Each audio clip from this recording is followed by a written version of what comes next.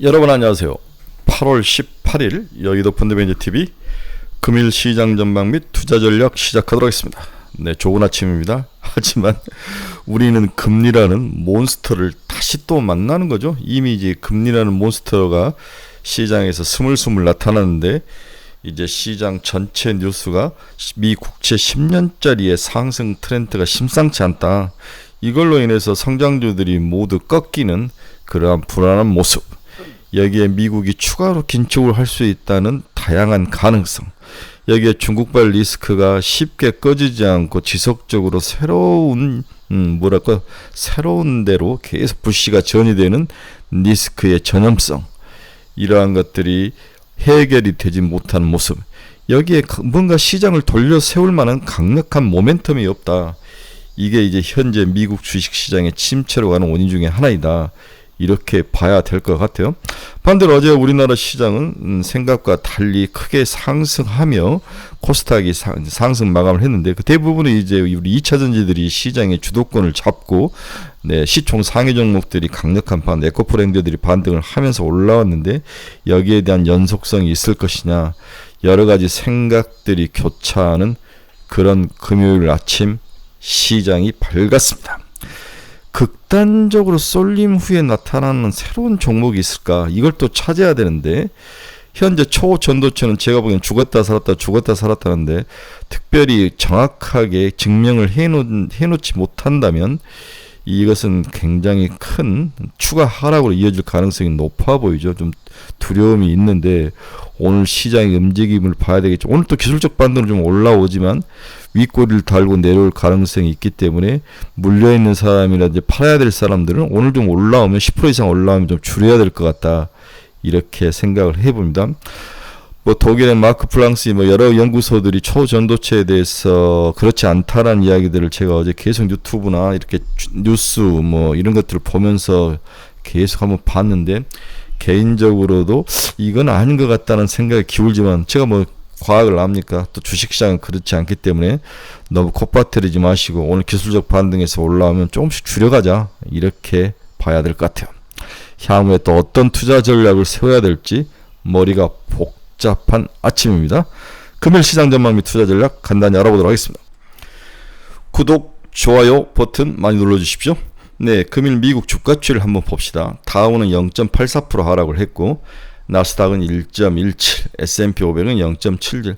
나스닥의 주요 빅테크 기업들이 모두 다 무너지는 그러한 약세, 지금 며칠째 약세가 이어진지는 모르겠습니다. 좌우간 금일 아침 미국 주식시장은 약세의 모습을 보이며, 오늘 아침 저희들의 마음을 무겁게 짓누르고 있는 거죠. 네, 금일 미국의 약세 원인을 보면 금리 상승이죠. 네, 금리 상승 앞에서도 이야기했습니다. 다음에 추가 긴축 가능성, 네, 시장을 움직일 돌려 세울 모멘텀이 부족하다. 그 다음에 중국발 리스크가 뭔가 크게 해결이 안 되고 여전히 지속되고 심리를 짓누르고 있는 모습, 이러한 것들이 어제도 나타났는데 오늘도 나타나는 FOMC 미팅 회의록이 여전히 오늘까지 지속됐다. 오늘은 크게 뭔가 시장을 움직일 상황도 아니었는데, 시장이 워낙 약하기 때문에 어제의 악재 요인이 오늘 시장을 한 번 더 두들겨 텄다. 이 정도로 요약을 하면 될 것 같습니다. 여러 번 이야기하지만 금리는 자산을 배분하는 기능을 가지고 있다. 적정한 금리 수준이 결정이 되면 그 수준에 따라서 자산을 배분한다. 자산이 글로벌 돈 많은 그 캐시플로우가 주식으로 갈지, 채권으로 갈지, 부동산으로 갈지, 원자재로 갈지, 이러한 것들을 배분하는 기능이 금리에 있다. 그 금리의 두 가지, 단기금리는 2년짜리가 지배를 하고 장기금리는 10년짜리가 지배를 하는데, 이게 이제 10년 미 국채 10년 수익률이죠. 10년 동안의 미 국채 수익률을 보면 0.5, 거의 바닥에 있던 0.5%였던 게 4.286까지 5년 내 최고점을 지금 찍고 있는 그러한 모습. 금리가 상승하면 기업들의 자금 조달 비용이 늘어나는 거죠. 특히 빅테크 기업이나 제약바이오 같은 성장주들은 계속 차입을 통해서 연구를 하고 개발을 하고, 이게 또 수익으로 연결되는 기나긴 10년의 보통 주기가 있는데, 이러한 과정에서 금리가 상승한다면 차반으로 그전에 낮게 발행된 금리를 다시 돌아오면 또 비싼 가격으로 발행을 해야 되는데 이게 발행이 안 될지도 모르고 또한 발행이 되더라도 비용이 과거에 비해서 몇 배가 더 증가하면서 기업의 실적을 깎아먹고 이러한 비용들이 부담이 된다면 기업들은 투자를 하려고 하지 않을 거죠. 이러한 악순환의 큰 고리의 핵심이 금리이다. 이 금리가 지금 5년 내 10년짜리가 4.286까지 오르며 최고치를 기록하고 있다. 또 어떤 사람들 4.5, 4.7까지도 갈 것이다. 뭐 이렇게 예상을 하는 사람들이 많이 나타나기 시작했죠. 좀 지켜봐야 될 요인이지만 그렇게 반가운 요인은 아닌 것 같습니다. 오늘 시장 키포인트 한번 봅시다. 미 국제 이야기는 했죠. 미 모기지 금리도 7.09%까지 오르며 2002년 이후 최고치다. 지금 미국의 모든 금리가 상승을 하면서 전체적으로 미국 경기에 부담으로 이제 작용하기 시작했다. 금리가 오르면 소비가 줄 수밖에 없죠. 아무래도 일반 가게들은 금리가 오르면 모기지 금리도 더 올라가야 되고 또 여러 가지 은행이라든지 대출을 썼던 것들에 대해서 이자를 많이 내야 되기 때문에 수요할 수 있는 양이 줄어든다는 것은 명약관하죠. 여기다 미국 주간 실험 보험 청구 건수가 23만 9천 명으로 전주비 감소하는 모습. 뭐 이런 것들은 추가 금리 11월에 추가 금리에 대한 부담감을 안겨주고 있죠. 미국 IRA 시행 이후에 미국에서 가장 많은 대형 투자를 한 국가는 한국이다. 지금 이렇게 이야기를 하는데 지금 생각하면 대미 투자를 증가하는 것은 잘한 일인 것 같아요. 글로벌 시장에서 중국이 저렇게 무너지고 중국에 대한 기대감이 접으면서 새로운 시대가 지금 도래하고 있는데 그 새로운 시대의 리더가 미국이라는 것은 우리가 부정할 수 없는 사실이고 미국이 새로운 시대의 핵심은 기술의 변화. 그렇죠. IRA의 핵심은 기술, 친환경과 전기차와 자율주행과 뭐 이런 것들의 새로운 기술의 변화로 세상을 리딩하는데 여기에 한국이 승선을 했다는 것은 불행 중 다행이다. 이렇게 봐야 될 것 같아요. 중국 문제가 터지니까 더욱더 대미에 우리가 투자를 많이 했다는 것은 좋은 전략이었다라고 평가를 하고 싶습니다. 중국이 여러 가지 부동산 문제로 휘청휘청하는데 또 이탈리아는 국가 채무가 4,149조나 된다. 이 이탈리아는 정말 유럽에 아주 망나니와 같은 문제가 있는데 역대 최고를 기록하고 있다. 이게 또 언제 또 터질지도 모르는 상황. 이 부분이 좀 두려운 면이 있습니다. EU가 10월부터 철강 탄소 배출량에 대한 보고를 의무화했다. 우리나라 철강 기업들에 대해서 한데 매길 가능성이 있어 보입니다. 스텔란티스가 리튬 확보를 위해서 2억 달러를 투자를 했다. 이런 이야기가 있는. 지금 리튬에 관한 것들이 그렇게 핫하지만 지금은 다 죽어버렸죠. 네. 원자재 가격이 이렇게 하락을 하면서 3분기, 4분기 우리나라 양극재 기업들의 수익력이 그렇게 좋지 않을 것이다라고 시장에서 계속 지속적으로 이야기하는데 이런 면에서 에코프로 형제가 과연 얼마나 버틸지 한번 지켜봐야 될 것 같아요. 스페이스X가 2년 연속 손실 후 1분기 흑자전을 했다. 이런 반가운 소식도 마이너티하게 금일 키포인트에 올라와 있습니다. WTI 한번 봅시다. 0.89% 상승하며 80.10달러. 달러 지수는 거의 변함이 없는 103.314를 기록하고 있습니다. 금 가격은 0.49% 하락하였는데 플라이트 칼 미국 주식시장 내에서는 뭐 중국 리스크에 대해서 그렇게 두려워하지 않는다는 것을 금 가격이 안정을 찾고 있고 금리로 돈이 국채로만 몰려야 되는데 그렇지 않는다는 거죠. 그만큼 리스크에 대해서 나름대로 맷집이 생겼다. 중국 리스크는 생각보다도 파괴력이 약하다. 이렇게 봐야 될 것 같아요. 네, 미 국채금리 한번 봅시다. 2년짜리는 4.936, 4.4bp 하락을 했습니다. 10년짜리는 앞에서도 보여줬는데 3bp 상승하며 끝이 났습니다. 미국 주요 기업 한번 주가 한번 봅시다. 테슬라가 5일째에서 하락을 하고 있습니다. 219.22. 네. 테슬라의 하락이 멈추지 않는데 이러다가 200달러 깨면은 심각하게 이제 손실에 대해서 손절이 나올 것 같은데 이 부분에 대한 두려움은 있다. 지난번에 280달러 뭐 근처에 갔을 때 이게 틀림없이 300달러, 500달러에 갈 수 있다라고 이제 설레발들을 많이 쳤는데 저도 마찬가지였는데 한번 생각을 해봐야 될 것 같다. 하지만 저는 테슬라는 박스권이다.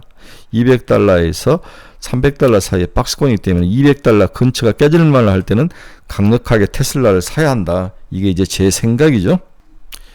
애플도 1.3%나 하락을 하면서 좋지 않는 모습을 보여주고 있네요. 엔비디아도 0.33% 하락. 많이 빠지지 않았습니다. 최근에 엔비디아가 많이 오른 이후에 조금씩 되돌려 주고는 있지만 생각보다 강력하게 많이 빠지고 있는 건 아니다. 23일, 4일 엔비디아에 대한 실적 발표가 그나마 시장을 돌려 세울 마지막 모멘텀이라고 봐야 될 것 같아요. TSMC는 오히려 상승하는 모습이 나타났습니다.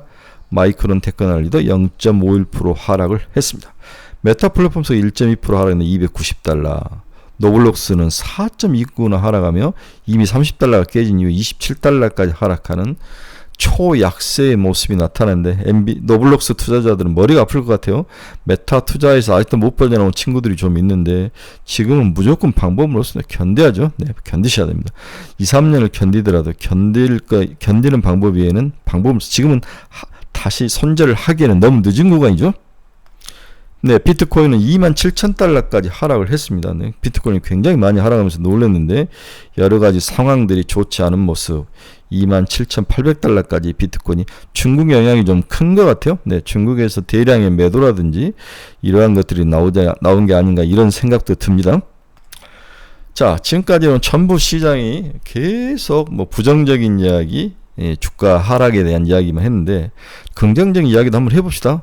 어제부터 제가 긍정적인 이야기를 많이 하는데 중국 부동산 리스크 전염성은 크지 않다. 이 이야기를 여러 번 지금 하고 있는 거죠. 과연 그런지 같이 한번 살펴보도록 하겠습니다. 중국 부동산 기업들을 중심으로 유동성 리스크가 고조되고 있지만 전면적인 신용 리스크가 전이될 가능성은 아직 높다고 보기는 어렵다. 실제로 이미 부도가 발생한 부동산 개발 기업 비중은 상당한 편이다. 중국 내부에서 그렇다는 거죠. 이미 실질적으로 부도가 발생한 기업들이 많았다는 거죠. 상장된 중국 부동산 개발 기업 186개 중 2021년과 22년 동안 부도가 이미 발생한 비중은 37%까지 올라와 있는 수준이다. 중국이 부동산 섹터에서의 문제가 전이되지 않게 조절을 하고 있다는 의미다. 이렇게 많은 기업들이 파산을 했지만 크게 드러나지 않았다는 것은 그만큼 중국 정부가 컨트롤을 하고 있다. 부도가 아직 발생하지는 않았지만 위험 상태로 분류된 11%의 기업들에게서 추가적인 문제가 생길 수는 있지만 모두 통제 가능한 범위에서 그칠 가능성이 크다. 벽개원도 이 범주에 들어간다는 거죠. 네. 이는 이번 이슈가 주식시장에 주는 영향은 제한적으로 보인다. 미국 시장을 주도하는 빅테크 기업은 물론 국내 시장을 주도한 2차전지 섹터들에 대해서 이러한 그 섹터들이 중국 경기가 미치는 영향이 크지 않는다는 게 그나마 우리들에게는 다행이다는 거죠. 네. 미국의 빅테크 그리고 국내 2차전지가 전부 유럽이라든지 미국의 낮은 점유율을 높이는 과정에서 미국의 의도적인 IRA법이 통과를 통한 미국 기업 육성 쪽에 있기 때문에 중국의 리스크가 그렇게까지 주력 업종에 대해서 미치는 영향력은 낮다. 이 이야기를 하는 거죠. 따라서 이미 중국 내부에서 부동산 관련 기업들의 디폴트가 많이 나타나지만 이걸 드러나지 않게 잘 컨트롤하고 있는 중국 정부의 능력을 봐서는 부동산 기업을 다루는 능력을 봐서는 전염성은 크지 않을 것이다. 이 이야기를 하고 있는 거죠. 부도가 발생한 부동산 개발 기업들의 비중은 37%까지 올라왔다. 네, 부도 발생 비율이 굉장히 높은 비율이죠. 네. 위험 기울도 있고 중국 부동산 가격 6월부터 반등 흐름이 꺾여서 내려오는 거죠. 네. 이게 이제 치명타를 가한 거 아닌가. 그만큼 금리라든지 경기가 활성화되지 않고 먹고 살기가 힘들기 때문에 집을 사고 싶은 욕구가 떨어지는 거죠. 두 번째 좀 부정적인 이야기가 아니라 긍정적인 이야기는 미국에는 단기 채권 비중이 낮다. 미국의 채권 비중을 중기, 단기, 장기 이렇게 나눠서 봤을 때 미국의 단기 채권 비중이 낮다. 이것은 글로벌 시장에서 또 미국 내부의 크레딧 리스크에 노출된 빈도나 여러 상황을 봤을 때 그나마 다행이다. 관리 가능한 디폴트가 관리 불가능한 디폴트의 차이는 외채 비중이 얼마나 있냐. 이 부분이 굉장히 중요하죠. 채무 불이행, 즉 디폴트 문제가 일부 부동산 기업에 국한될 것인지 국가 전반적인 문제로 확산될 것인지를 판단을 좌우하는 게 이 외채 비중에 있는 거죠.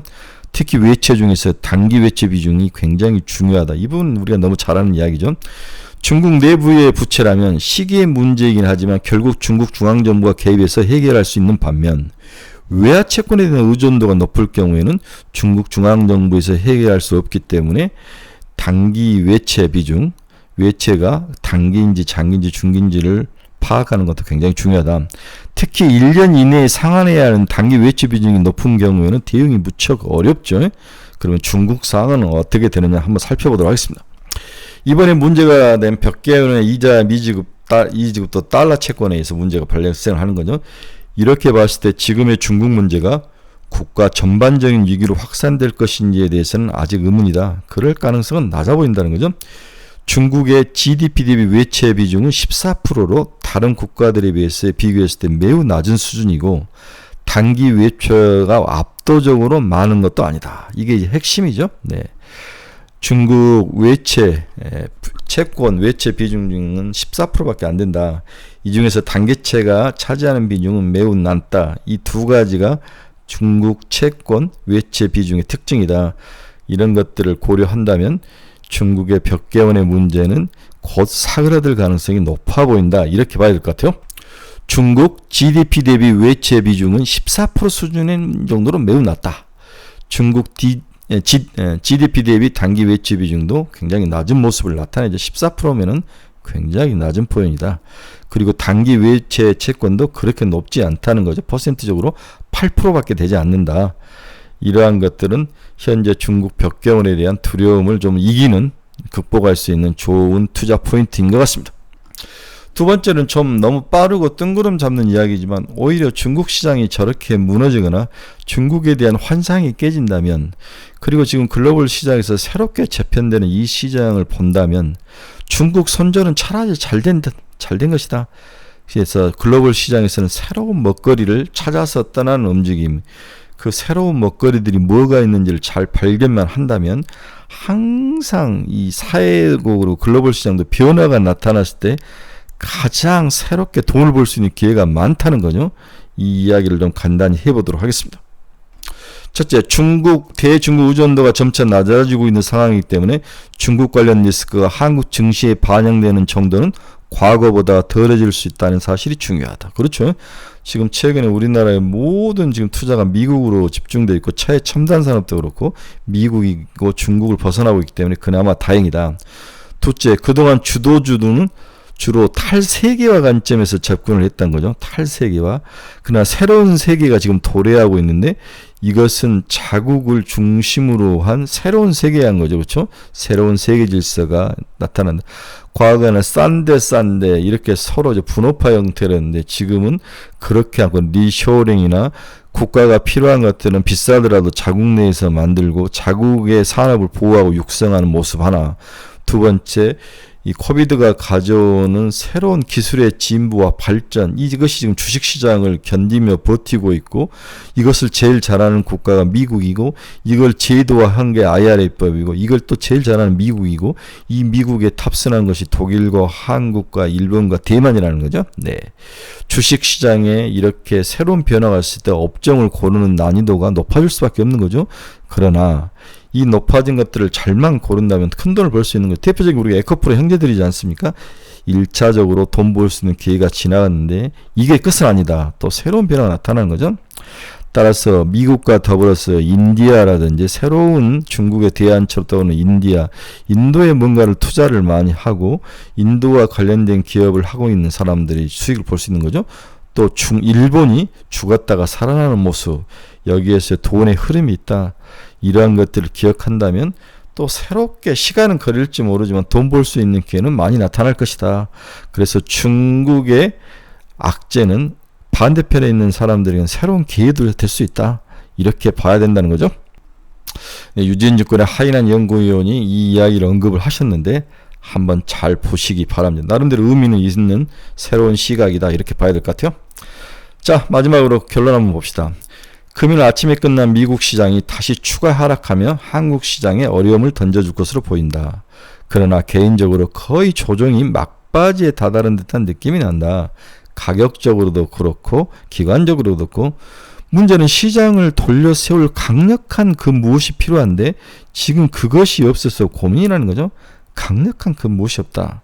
그래서 전쟁이 종식된다든지 인플레이션을 강력하게 잡을 수 있는 숫자가 나타난다든지 빅테크 산업 중에서 더 강력한 수요 증가가 나타난다든지 그리고 중국 정부가 벽개원 사태 같은 것들을 수습하기 위한 강력한 어떤 정책을 실행한다든지 이러한 시장을 돌려 세울 그 무엇 새로운 모멘텀이 나타나야 되는데 아직까지 이런 게 없다. 오늘 시장의 교란 요인은 미국 국채 10년물의 상승이죠. 지금 미국 국채가 상승한 요인 단기적으로 본다면 수급이 계속 안 좋습니다. 발행량이 계속 미국 재무부가 증가를 하고 있고 계속 발행량이 나올 것을 예상을 한다면 매수자들은 당연히 매수를 지금 하겠습니까? 조금씩 뒤로 미추면서 매수를 하려고 그러겠죠. 이러한 수급상의 불일치 그리고 FOMC의 추가 긴축에 대한 가능성 중국발 리스크 이런 것들이 겹치면서 금리를 상승으로 몰고 가는데 어디까지 올라가서 4.27인데 4.5까지는 각오를 해야 되는 게 아닌가 그런 생각도 해봅니다.